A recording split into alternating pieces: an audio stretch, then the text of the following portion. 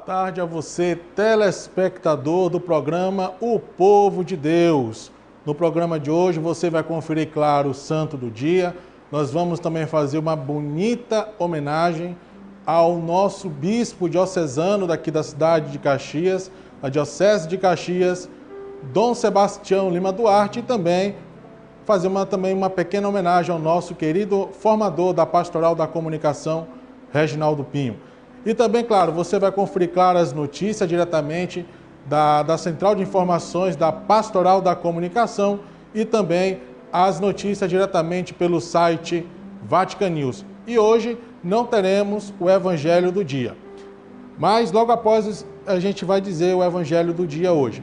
Então fique ligadinho e vamos conferir o Santo do Dia.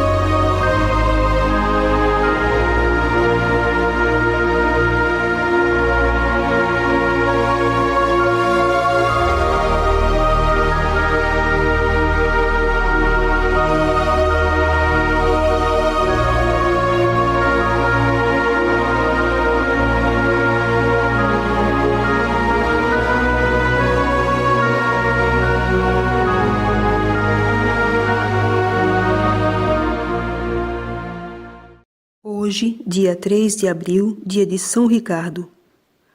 Nosso Divino Mestre, ao entregar a São Pedro o pastoreio espiritual da Igreja, exigiu tríplice manifestação de amor.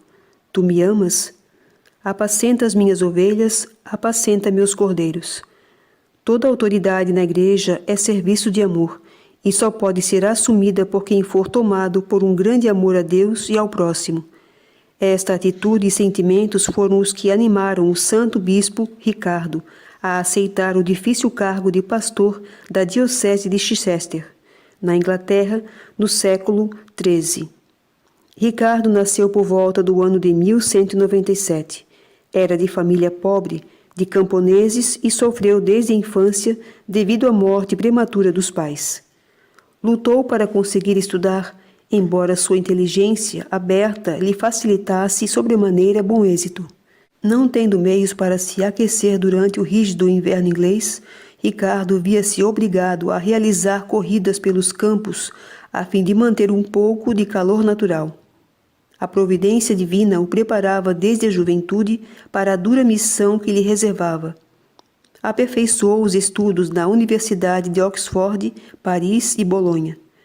Terminados os estudos com brilhantismo, foi professor na Universidade de Oxford, onde pouco depois foi eleito reitor magnífico. A vida cristã inglesa caracterizava-se naquele século pela ignorância e superstição do povo, pela ambição dos nobres, pelo regalismo do trono, pelo luxo por parte da hierarquia eclesiástica e pela decadência da disciplina monástica. Nesse contexto histórico, Ricardo foi exemplo de pobreza, austeridade e energia em promover uma reforma. Para isso, serviu-se da cátedra da Universidade de Oxford, o maior centro cultural da Inglaterra. Favoreceu a aceitação na Universidade dos frades franciscanos e dominicanos, que traziam uma espiritualidade nova, disciplina mais severa, cultura mais ortodoxa. Quando seu bispo de Cantuária, Eduardo Rick, foi perseguido pelo despótico rei Henrique III e teve que exilar-se na França, Ricardo acompanhou fielmente até a morte. Foi neste período que, pela insistência do bispo, aceitou ser ordenado sacerdote, já contando 46 anos. Um ano depois, o próprio arcebispo de Cantuária nomeava o bispo de Chichester. Essa nomeação teve uma enérgica oposição por parte do rei, que se intrometia indevidamente nos negócios da igreja, e por vingança Henrique III se apossou dos bens daquela diocese e proibiu terminantemente ao povo de aceitar Ricardo como bispo. Este recorreu ao Papa Inocêncio IV, que estava de passagem na França, o qual não só aprovou a nomeação, mas ele próprio o sagrou bispo. Ricardo penetrou na diocese disfarçado de mendigo e, embora desprovido de tudo, por 2 anos procurou clandestinamente coordenar o trabalho pastoral da diocese. Visitou as choças dos pescadores, as habitações dos mais pobres, até que o rei, sob a ameaça de excomunhão do Papa, reconheceu a validade da eleição do bispo, deixando-lhe relativa liberdade de ação. Homem de profunda cultura, de piedade intensa, levava vida pobre e austera. Realizou trabalho pastoral admirável e decisivo para a reforma dos costumes e da disciplina eclesiástica. Levantou-se em defesa da liberdade e demais direitos da Igreja, frente ao regalismo e nepotismo reinantes. Promulgou decretos relativos ao culto divino, administração dos sacramentos e reforma da vida monástica. Embora austero consigo, Ricardo era muito bondoso com os outros e generosamente pródigo com os pobres. Faleceu em 3 de abril de 1253, com 56 anos, 9 de episcopado, cheio de lutas, mas fecundo. Ó Deus, que aos vossos pastores associaste São Ricardo, animado de ardente caridade e da fé que vence o mundo, dai-nos por sua intercessão perseverar na caridade e na fé, para participarmos de sua glória. Por nosso Senhor Jesus Cristo, vosso Filho, na unidade do Espírito Santo. Amém. São Ricardo, rogai por nós. Você conferiu aí o santo do dia, hoje é dia de São Ricardo, e hoje também, claro, a igreja de Caxias, a igreja aqui também, a nossa diocese, celebra hoje também o aniversário do nosso bispo diocesano, Dom Sebastião Lima Duarte. E hoje, claro, hoje é 3 de abril também, hoje não só aniversário de Dom Sebastião, mas também aniversário também do nosso formador, Reginaldo Pinho. E também vou ler uma pequena mensagem aqui, claro, diretamente do programa O Povo de Deus, que hoje celebramos, dia 3 de abril, o aniversário natalício de nosso bispo diocesano, Dom Sebastião Lima Duarte. Rezemos pelo dom da sua vida e pelo seu ministério. O bispo diocesano é nas palavras de Santo Inácio de Antioquia, a imagem viva de Deus Pai, de modo que não é pequena a nossa alegria em celebrar a vida do nosso pastor. Que Deus conceda-o muita saúde, amor e sabedoria, para cada dia guiar a parcela do povo de Deus a ele confiado. E diretamente aqui, mais uma vez, do programa O Povo de Deus, um grande abraço ao nosso bispo, Dom Sebastião Lima Duarte. Parabéns, Dom Sebastião. E, claro, também nós vamos conferir uma bonita entrevista aqui que aconteceu no dia 1º de agosto de 2019, uma entrevista do Padre Ribamar com Dom Sebastião, falando sobre o batismo. Fique ligadinho e vamos conferir esta bonita entrevista com Dom Sebastião. Seja bem-vindo, quanta alegria tê-lo aqui novamente em nosso programa, o senhor falando para o seu povo, né? O povo de Deus, isso é muito bom. Então, Dom Sebastião, vamos começar já que é muito assim, do dia a dia a questão do batismo, né? A pastoral do batismo também está ansiosa para saber o que é que mudou um pouco sobre as normas para o batismo. Fale para a gente. Então, uma boa tarde, primeiramente, né, a todos os que estão na escuta, estão vendo, né, a transmissão aqui do programa do Povo de Deus. Né? E que é rádio e televisão também. Rádio e televisão, e eu percebo que o Padre Ribamar já está bem à vontade mesmo, né? Nada disso. O período de experiência parece que já se foi, e agora é mesmo, né, esse estar com o povo todos os dias, né, levando a boa notícia do Reino de Deus através da Palavra de Deus. E eu percebi que o senhor lê hoje a Palavra de Deus, e nesses dias também, né, da Bíblia Nova, da tradução da CNBB, que é a Bíblia oficial da Igreja no Brasil, né? Mesmo que a gente saiba que, bem antes da CNBB lançar a Bíblia oficial, outras edições já foram feitas. Eu recebi outro dia a Bíblia Ave Maria, que é conhecidíssima no Brasil, e que está celebrando 60 anos, né, da primeira edição dessa Bíblia, né? Então são várias traduções, mas a CNBB também se preocupou de oferecer um texto oficial da Igreja do Brasil. A gente sabe que levaram-se anos, né, para a gente chegar onde nós estamos hoje com a Bíblia, tradução da CNBB. E depois daí, todos os textos, inclusive o texto do missal, o lecionário que a gente usa nas missas, todos serão agora refeitos, digamos assim, com os textos, o texto oficial da Bíblia CNBB, o texto oficial da Igreja no Brasil, né? Então, parabéns, né, também ao Senhor pelo uso desta Bíblia. Então, nós estamos dentro de um processo em que a gente precisa também se adequar, digamos assim, às realidades, né? E não inventando coisas novas, simplesmente, mas dando destaque àquilo que já está previsto na própria normativa da Igreja. Então, a Igreja diz nos seus documentos, inclusive no Código de Direito Canônico, que o batismo é indispensável para a salvação, seja ele em ato de batizar com água, ou ao menos em desejo. Essas duas formas a Igreja diz, tanto no catecismo quanto na sua norma mesmo no direito canônico e outros textos, que o batismo é indispensável para a salvação, em ato ou ao menos em desejo. E esse negócio do batismo do desejo, a gente sabe, né, que o povo de Deus também tem muita consciência disso, mas às vezes passa aqui meio despercebido, né? Porque se uma criança, por exemplo, estava prometida já para ser afilhada, né, de determinadas pessoas, a mãe, o pai já tinha a intenção de batizar aquela criança, e se essa criança vier a falecer antes do batismo, que os pais não fiquem com peso nenhum na consciência, que aquela criança ali no desejo dos pais foi atingida pela salvação também que o Cristo nos trouxe, né? Então essa é uma realidade importante que vale a pena a gente dizer. Então, dentre tantas outras normas, se diz também no Código de Direito Canônico que a Igreja não pode, os seus ministros não podem negar o batismo àqueles que pedem.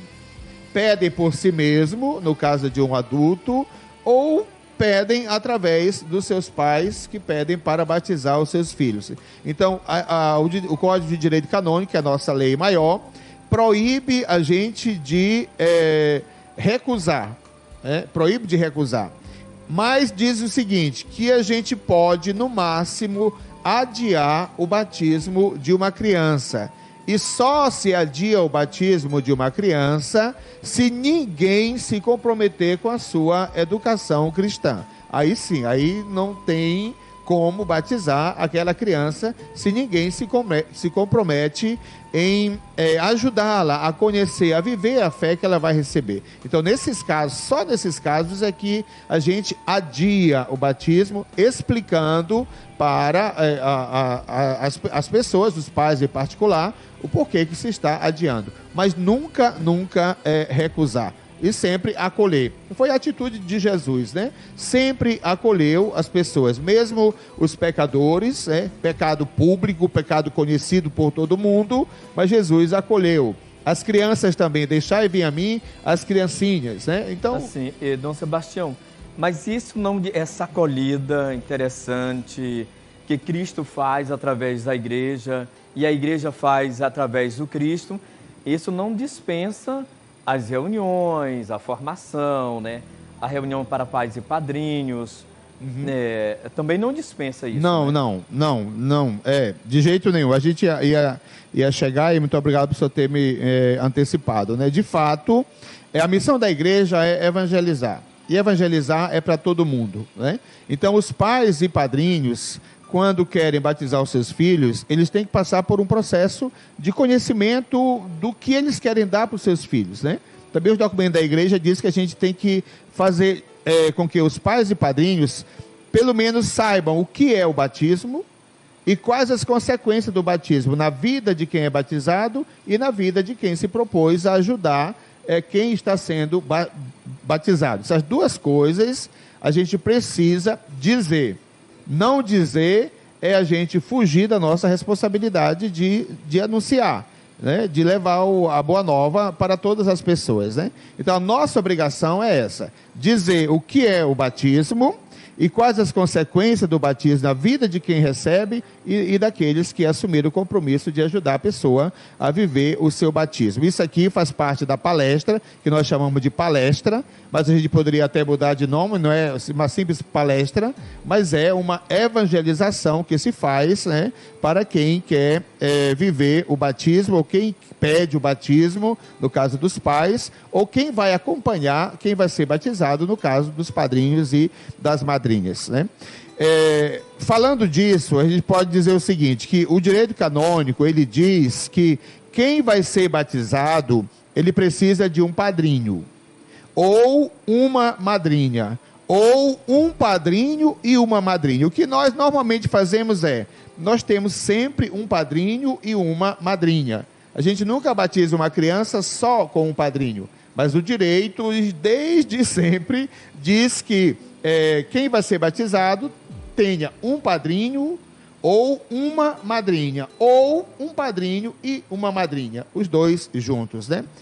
Porém, diz ainda que na ausência do padrinho ou da madrinha, que se tenha pelo menos uma testemunha que diga que aquela pessoa foi batizada e seu nome seja registrado também no livro de batismo e esteja no batistério, que é aquele documento que as pessoas recebem ao serem batizadas. Então, aí que está, para nós, Diocese de Caxias, a novidade, né? Nós fizemos um adentro, nós fizemos um pequeno acréscimo nos documentos já aprovado por Dom Wilson, né?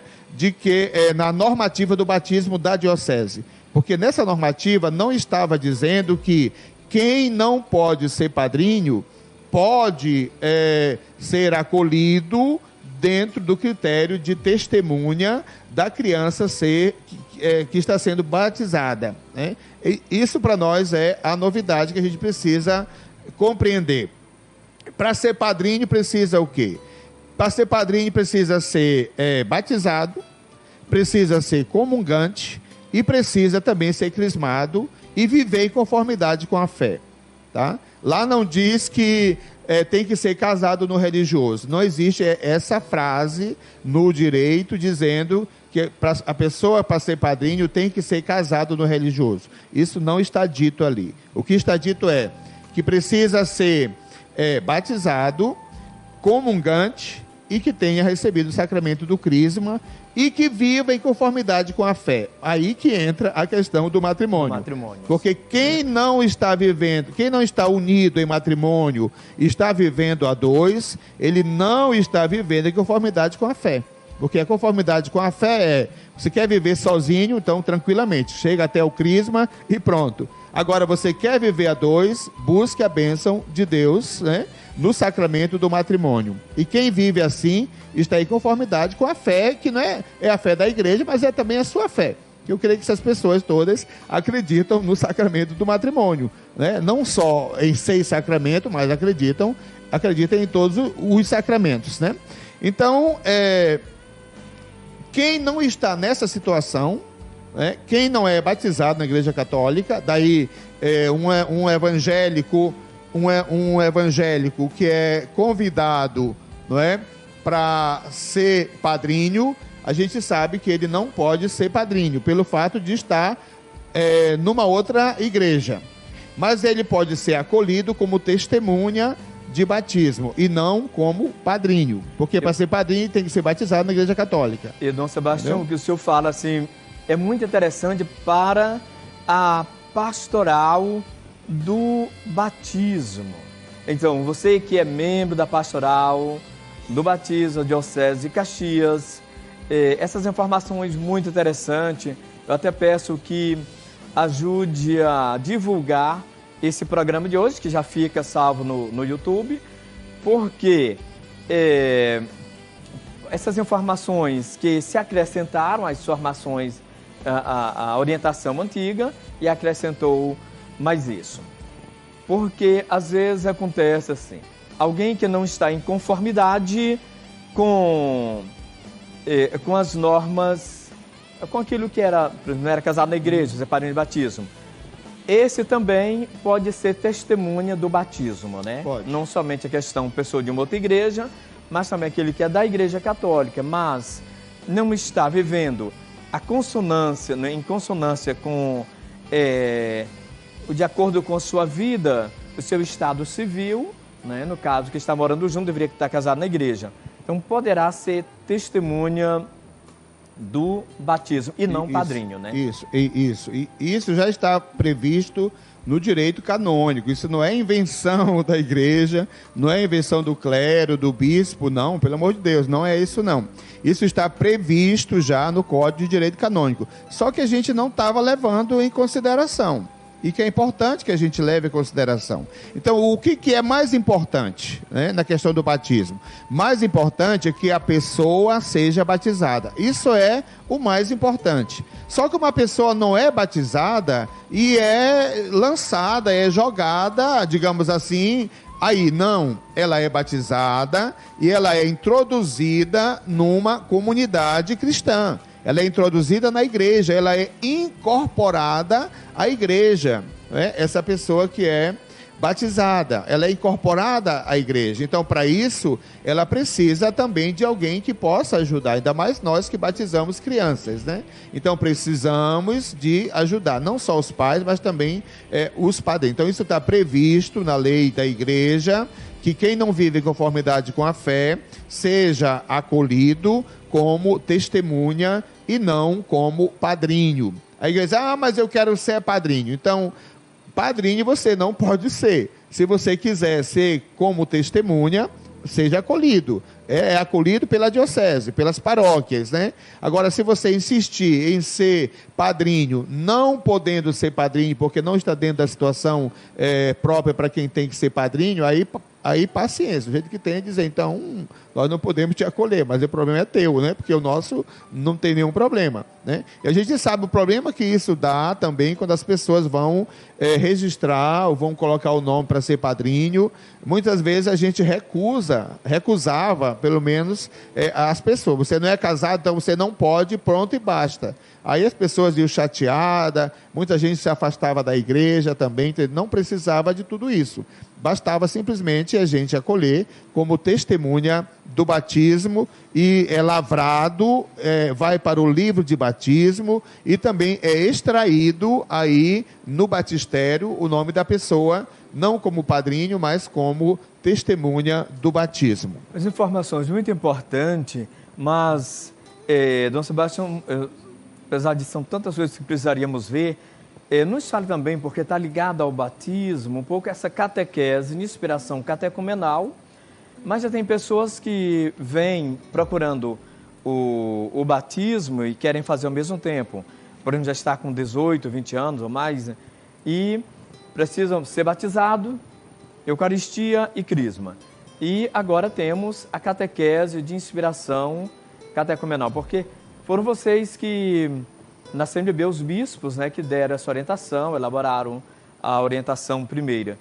Que palavra o senhor tem sobre esse estilo novo de catequese? Tá, então, quanto ao estilo novo, nós sabemos que a catequese no Brasil, mas também no mundo inteiro, né? Mas no Brasil particularmente, ela passou por vários processos, né? Nós tínhamos aquela catequese de um livrinho pequeno de perguntas e respostas. Bastava a gente memorizar e pronto, você estava preparado para receber o sacramento. Depois nós passamos... É só para fazer uma pequena parte. Diga. Mas quando começamos, no início da igreja, 2000 anos atrás, a Didaqué, né? O primeiro catecismo da Igreja Católica. Foi uma sequência, né? E hoje, essa beleza que vocês sugeriram para a pastoral da catequese de inspiração catecumenal. Fique à vontade. Tá, então, aí nós passamos aqui no Brasil, nós saímos desse modo de catequese para o que nós chamamos de catequese renovada, né? E aí teve todo um processo para a gente chegar a essa catequese renovada. Depois tratou-se de uma catequese mais enculturada, mais próxima da vida das pessoas, né?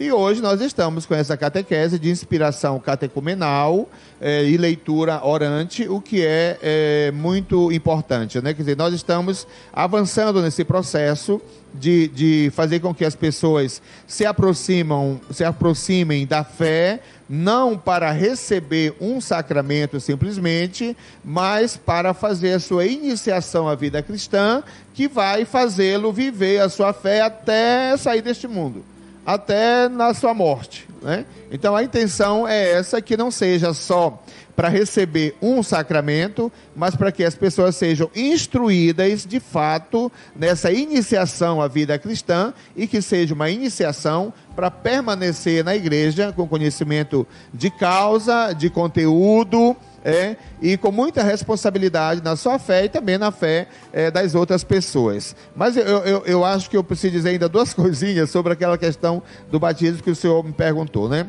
Por exemplo, a questão lá de pessoas de outra igreja que vem, né? Então ela precisa ser acolhida, ela pode ser acolhida como testemunha, e ela não tem a necessidade de participar da preparação.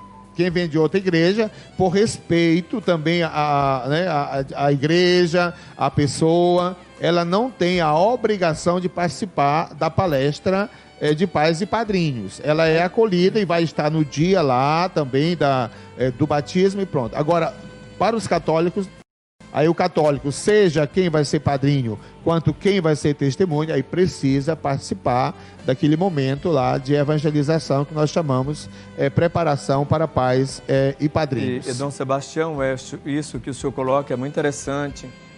Essa característica nossa, assim, do respeito ao outro, né? Dizer que quem vem de outra igreja não é obrigado a participar da preparação.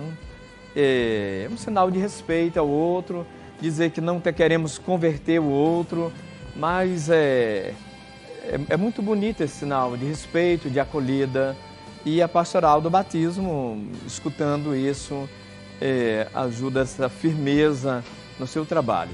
E, Dom Sebastião, no nosso programa, agora a gente teria o quadro das notícias, mas hoje nós vamos fazer assim, eu quero pedir autorização da nossa produção aqui, de fazermos diferente. E também a turma lá do estúdio. Nós não faremos o quadro de notícias, pode ser, né? E faremos tudo isso que teríamos como as notícias, a igreja no mundo, e as notícias em Caxias também, lá sobre a fundação da igreja, melhor, da pastoral familiar lá na Igreja Matriz. Vamos deixar tudo isso para amanhã e vamos continuar com o nosso bispo, porque nem todo dia a gente tem essa visita ilustre, né? Então vale a pena a gente quebrar um pouco hoje a estrutura do nosso programa. Você que está em casa, a ver o nosso programa um pouco diferente, mas aproveitando um pouco essa presença do nosso bispo. Dom Sebastião, não poderíamos passar agora sobre para as diretrizes da CNBB, né? Como é que é feito? Vocês passam quanto dia mesmo lá reunidos? Olha, Padre Ribamar e todos os que estão nos vendo, nós passamos 10 dias, cada assembleia da CNBB se passa 10 dias reunidos. E durante todos esses dias a gente reza a liturgia das horas, a gente tem a missa todas as manhãs, e depois se vai para as temáticas relativas ao tema principal de uma assembleia da CNBB, né? Então, nós levamos lá passamos esses 10 dias e, de fato, com muito trabalho, né? E depois lá tem o trabalho do plenário e depois tem o trabalho das comissões, né? Depois nós temos os regionais também que se reúnem. Nós somos agora 18 regionais, então existem reuniões pelos regionais, são 2 reuniões pelos regionais. Nós temos as reuniões chamadas privativas, e elas acontecem debaixo ali do altar da Basílica mesmo, então ela é privativa, aqui os assessores não participam, os padres não participam, as religiosas que estão não participam, e é somente os bispos para a gente tratar os assuntos assim muito mais ligados à vida nossa mesmo, de igreja, de bispos, aí tem a presença do núncio apostólico, ou às vezes um legado que vem de Roma, tal. Então a gente tem esses momentos que nós chamamos de reuniões privativas, reuniões dos regionais, reuniões também das comissões, e às vezes é feito à noite também. Então, como se não bastasse o dia, durante a semana nós temos muitas reuniões à noite, né, das pastorais e outros organismos da CNBB, né? Então, para a gente chegar a um texto desse aqui, olha, e esse texto aqui ele é bem fininho, né? Ele foi coordenado por Dom Belisário. Belisário, o arcebispo de São Luís, né? E ele coordenou as diretrizes, a redação das diretrizes, e ele é muito sintético, ele gosta de coisa bem enxuta, né? Então, no âmago da coisa mesmo. Por isso que as diretrizes são bem fininhas, e se você vai perceber as outras diretrizes, vai pegar, você vê que é um negócio bem maior, bem mais extenso, né? Então, nós temos uma comissão que prepara assim, o tema, e depois esse texto é enviado para todos os bispos, bem antes da Assembleia. Todos os bispos, então, têm a ocasião de ler, e cada bispo vai dar a sua contribuição, né? Ele vai acrescentar algo, normalmente se acrescenta algumas coisas, né? Aí volta tudo para a comissão central, que vai organizar tudo, vai acrescentar e vai mandar de novo para os bispos nas suas sedes. A gente vai pegar o texto novamente, vai ler, vai ver se está contemplado ali o que nós sugerimos, senão a gente sugere de novo, né? E tudo isso volta de novo para a comissão. Aí já é uma terceira redação que a gente tem. E essa terceira redação é que vai para a Assembleia, naqueles 10 dias que a gente passa juntos ali, né? Então, ali, a gente vai se debruçar de novo sobre o texto. Trabalhos de grupos para a gente estudar novamente o texto. Aí se acolhe sugestões dos bispos, né?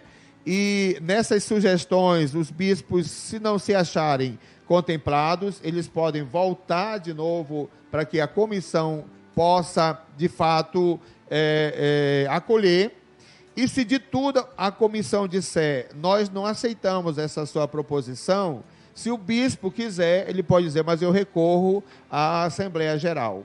Aí ele vai, defende e é colocado em votação na Assembleia Geral. Se a Assembleia Geral disser, nós queremos, pois, contra a vontade da comissão, esse texto entra nas diretrizes. É todo um processo, viu? É interessante. Eu participei, quando era presidente da USIB, de uma da comissão menor.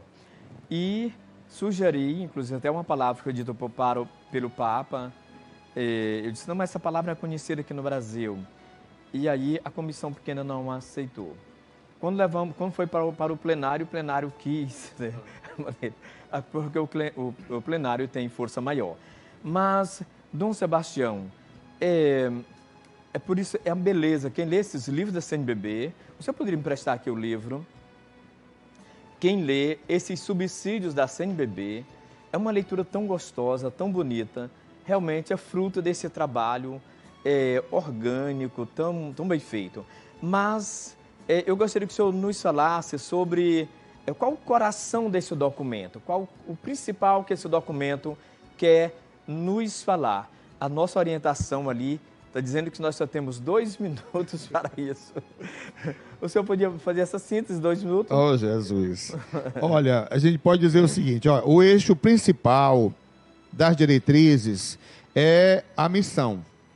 O eixo principal é a missão, que é, de fato, o que a igreja deve fazer.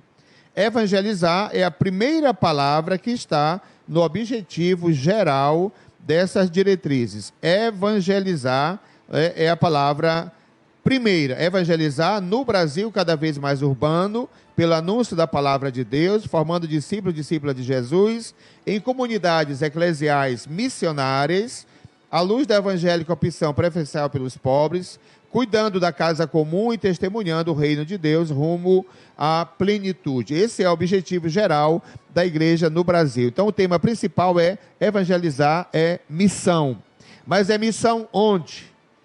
O texto traz para nós o mundo urbano como o lugar da evangelização.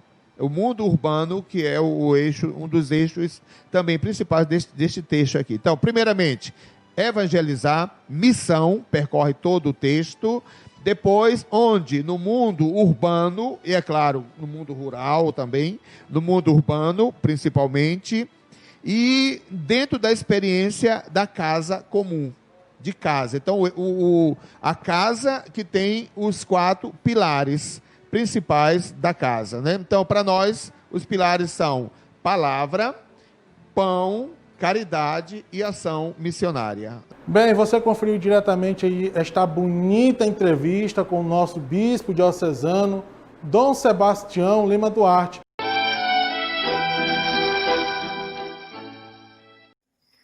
Caros amigos e amigas de nossa amada Diocese de Caxias, sou o Padre Gil Denor, estou na paróquia de Nossa Senhora das Graças em Parnarama e estou atualmente coordenador de pastoral, coordenador diocesano de pastoral.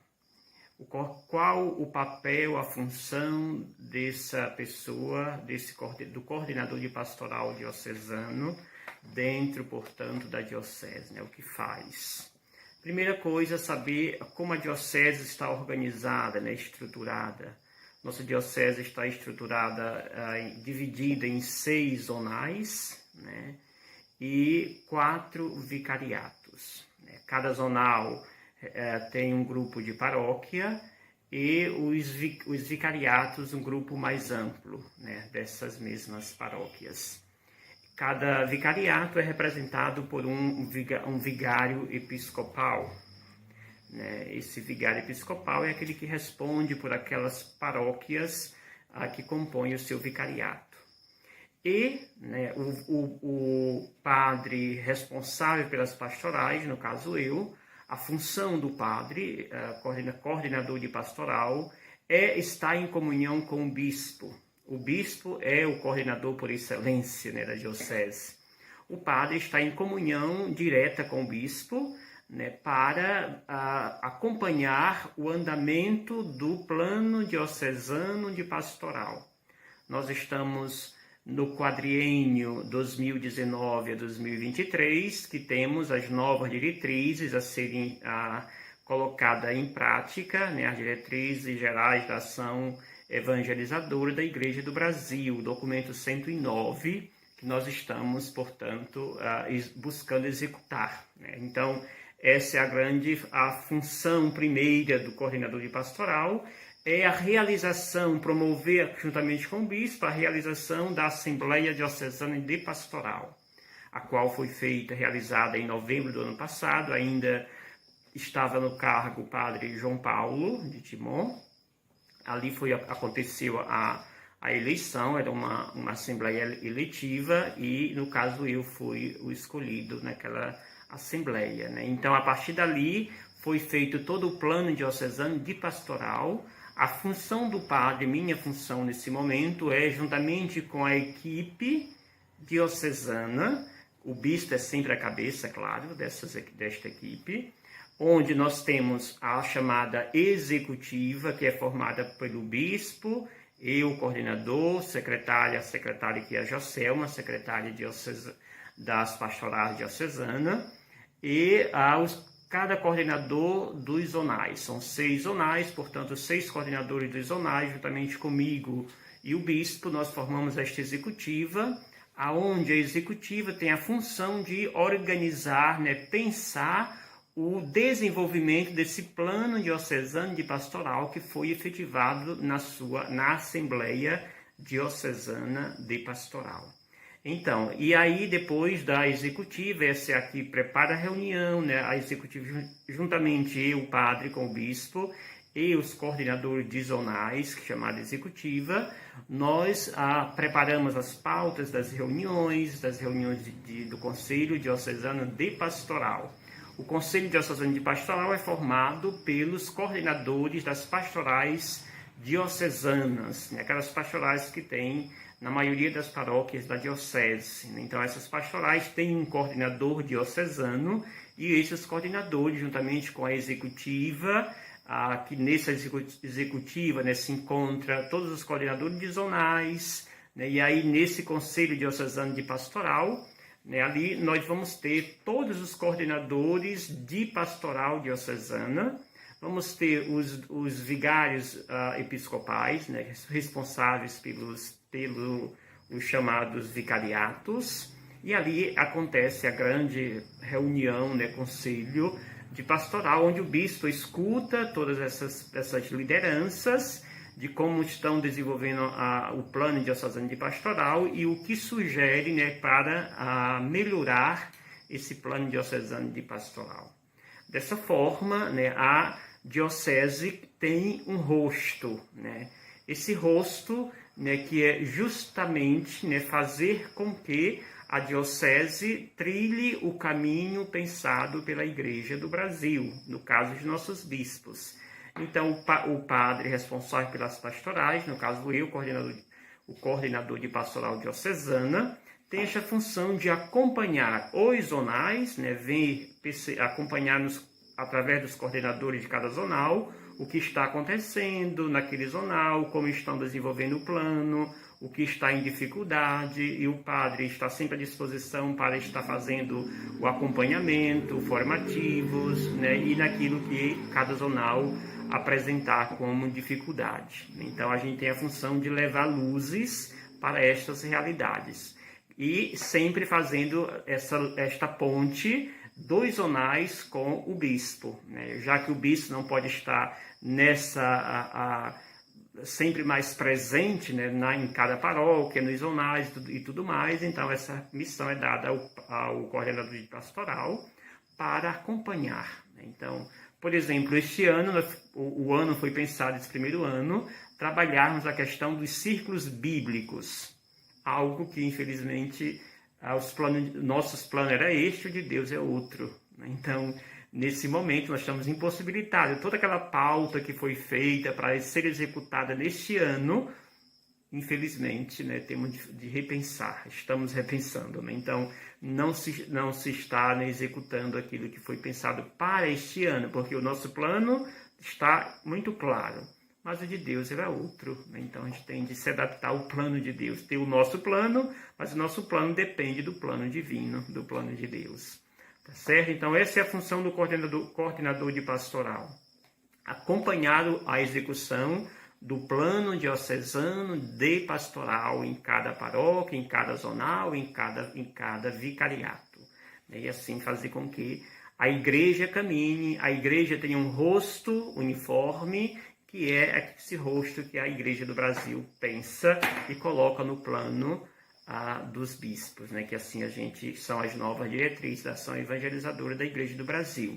E só a nível de informação, né, eu tenho uma plataforma do YouTube, lá eu estou colocando à disposição de todos os leigos, pessoas que desejam acompanhar, que não conhecem, não têm acesso a esse documento 109, eu estou fazendo na íntegra a leitura, parte por parte, em pequenos vídeos, e colocando à disposição do público nas minhas redes sociais, especialmente no meu YouTube, lá do Padre Gil Denor, né? Lá está colocado pequenos vídeos, onde eu faço a leitura do documento e você pode acompanhar, né? Então, se a pessoa que tem dificuldade de leitura, ou não tem esse tempo, ou não tem esse hábito, então ele vai estar lá à sua disposição para acompanhar todo esse material, tá bom?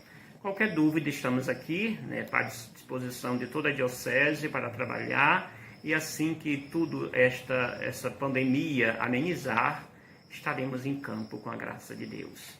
Paz e bem para todos nós, para toda a nossa amada e querida diocese. Eu tinha dificuldade com meu pai, que meu pai queria que eu ficasse na banca de revista E eu queria ser padre. Até que ele me botou de casa para fora. Me botou de casa para fora. Eu tinha que comer em casa escondido dia de domingo, quando ele ia pra barraca beber. Papai é aquele tipo de homem. Se mãe não botar a toalha no banheiro, ele não toma banho. Se mãe não botar a camisa para ele vestir, ele não vestia, não. Se mãe não botasse a comida no prato, ele não comia, não. Conhece gente desse jeito? Não diga quem é, não. Não diga quem é, não. Até que um dia, quando eu tava comendo escondido em casa, papai voltou da barraca e me pegou lá em casa. Eu olhei pra ele e disse: benção, papai. Aí ele disse: Deus te abençoe, meu nego. Você quer um suco de laranja? Suco de laranja era pegar a laranja, cortar a laranja, espremer a laranja. Era um trabalho tão grande que papai ia ter que fazer. E eu notei que era a maneira dele pedir perdão. Eu notei que era a maneira de dizer: volta para casa, nego. Eu fiquei com tanta saudade daquele velho. Tenho tanta saudade e um sentimento tão angustiante que eu poderia ter tomado mais suco de laranja com ele. Eu poderia ter aceitado o suco de laranja. Então, uma vez que ele me chamou para jogar dominó, eu disse não. Agora, sabe qual é o sentimento que veio ao meu coração? Se você tiver a oportunidade de estar com as pessoas que você ama, não perca de jeito nenhum essa oportunidade.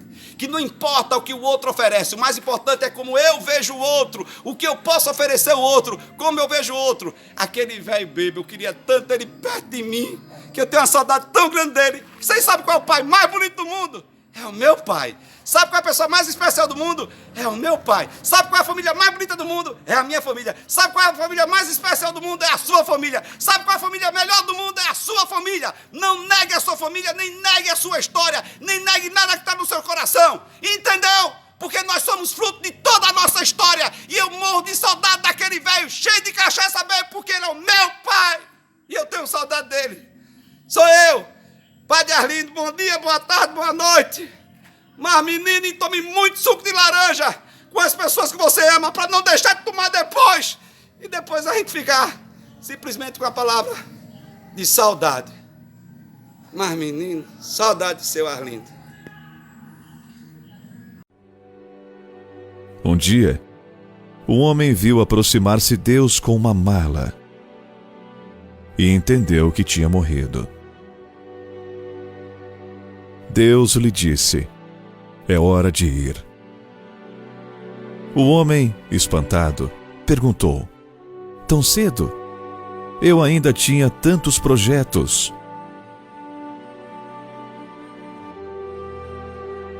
Deus respondeu: sinto muito, mas chegou a sua hora de partir. O que tem na mala? Perguntou o homem. E Deus respondeu: as suas coisas. Você quer dizer os meus bens? O meu dinheiro? Essas coisas nunca foram suas, eram do mundo.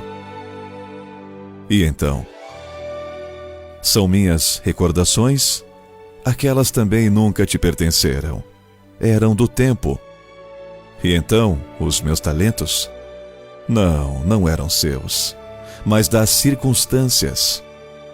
E então, os meus amigos? Eles nunca te pertenceram, eram do caminho. Então, minha mulher e os meus filhos? Eles também nunca te pertenceram, eram do coração. Está levando o meu corpo? Nunca te pertenceu o corpo, era do pó. Então está levando a minha alma? Desculpe, mas a alma é minha. O homem, irritado, pegou a mala que caiu e se abriu. E ele viu então que estava vazia. Com lágrimas nos olhos, ele disse: então eu nunca tive nada. Cada instante que você viveu foi só seu. A sua existência foi uma sucessão de momentos só seus. Por isso, cada um deve aproveitar enquanto tem tempo. Eu rezo para que tudo aquilo que um homem possui em vida não o impeça de fazer isso.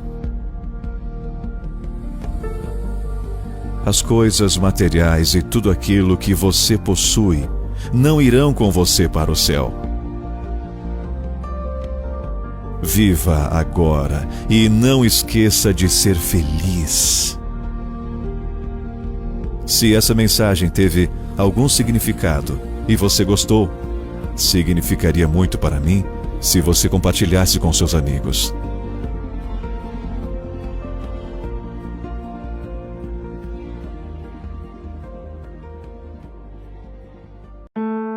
Esta história começa com o casamento de duas pessoas que decidiram passar o resto de suas vidas juntos. Por isso, para o casamento, convidaram amigos e familiares que queriam festejar o seu momento de felicidade. Durante a cerimônia, o noivo pediu para sua mãe idosa para se sentar perto da mesa onde estava também a sua esposa. Mas a sua noiva não gostou muito da proposta. E com um gesto de desapontamento, deixou a sala. Um momento depois, chamou o noivo e disse: "Por que você fez isso?" "Quero que a sua mãe, ela se sente em outro lugar. Essa mesa era reservada para nós dois." O homem, chocado com aquelas palavras, respondeu: "Mas o que você está me pedindo? Ela é minha mãe. Eu vivi muitos momentos de felicidade com ela. Eu quero que ela viva este momento também do meu lado." Mas a noiva, não, ela não quis saber. O homem, irritado, se dirigiu para os convidados e disse: "Estou colocando à venda minha mãe. Se alguém tem interesse em comprá-la, diga-me. A coloco à venda, porque parece que minha mulher não a quer perto da nossa mesa." Os convidados ficaram todos confusos na frente de tal afirmação. Mas no fim, o noivo disse para eles: "Muito bem. Visto que ninguém está interessado em comprar a minha mãe, vou comprá-la eu mesmo. E vocês sabem o motivo? Eu a amo. E é ela a mulher mais importante da minha vida." Então o homem pegou a mãe pela mão e saiu do salão. Aquilo que esse homem fez por sua mãe foi um ato de grande coragem e de respeito. Pois teve a coragem de escolher sua mãe ao invés de uma pessoa que não iria conseguir dar a ele o valor que merecia. Não é fácil explicar com palavras o amor que existe entre uma mãe e os seus filhos. O amor de uma mãe é para sempre. Quem se envergonha dela é muitas vezes capaz de abandoná-la. E esse não merece ser chamado de filho.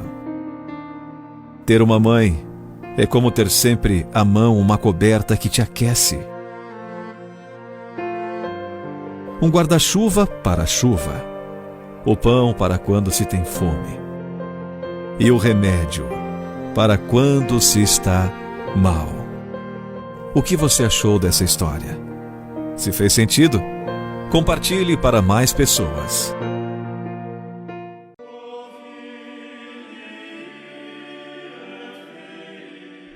Na dramática situação atual, carregada de sofrimentos e angústias que oprimem o mundo inteiro, recorremos a vós, Mãe de Deus e Nossa Mãe, refugiando-nos sob a vossa proteção.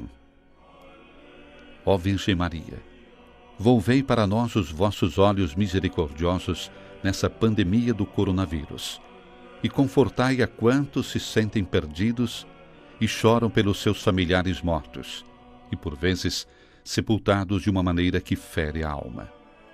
Sustentai aqueles que estão angustiados por pessoas enfermas, de quem não se podem aproximar, para impedir o contágio.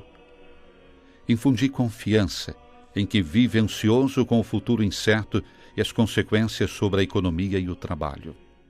Mãe de Deus e Nossa Mãe, alcançai-nos de Deus, Pai de misericórdia, que essa dura prova termine e volte um horizonte de esperança e paz. Como em Caná, intervinde junto do vosso divino Filho, pedindo-lhe que conforte as famílias dos doentes e das vítimas e abra o seu coração à confiança. Protegei os médicos, os enfermeiros, os agentes de saúde, os voluntários que neste período de emergência estão na vanguarda arriscando a própria vida para salvar outras vidas. Acompanhai a sua fadiga heróica e dai-lhes força, bondade e saúde. Permanecei junto daqueles que assistem noite e dia os doentes, e dos sacerdotes que procuram ajudar e apoiar a todos, com solicitude pastoral e dedicação evangélica. Virgem Santa, iluminai as mentes dos homens e mulheres de ciência, a fim de encontrarem as soluções justas para vencer este vírus. Assisti os responsáveis das nações, para que atuem com sabedoria, solicitude e generosidade, socorrendo aqueles que não têm o necessário para viver, programando soluções sociais e econômicas com clarividência e espírito de solidariedade. Maria Santíssima, tocai as consciências, para que as somas enormes usadas para aumentar e aperfeiçoar os armamentos sejam, antes, destinadas a promover estudos adequados para prevenir catástrofes do gênero no futuro.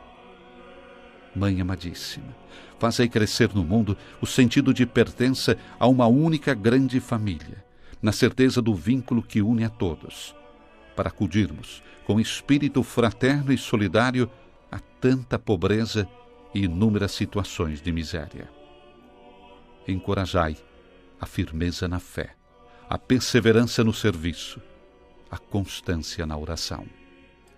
Ó Maria, Consoladora dos aflitos, abraçai todos os vossos filhos atribulados e alcançai-nos a graça que Deus intervenha com a sua mão onipotente para nos libertar desta terrível epidemia, de modo que a vida possa retomar com serenidade o seu curso normal.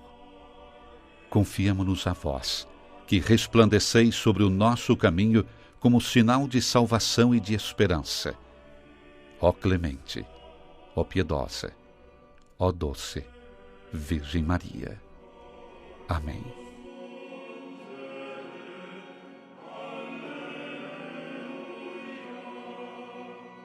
E logo após, mais tarde, você vai acompanhar diretamente a Santa Missa pela TV Guanaré, canal 10.1 digital e também pelo Mensagem de Fé, Padre Ribamar.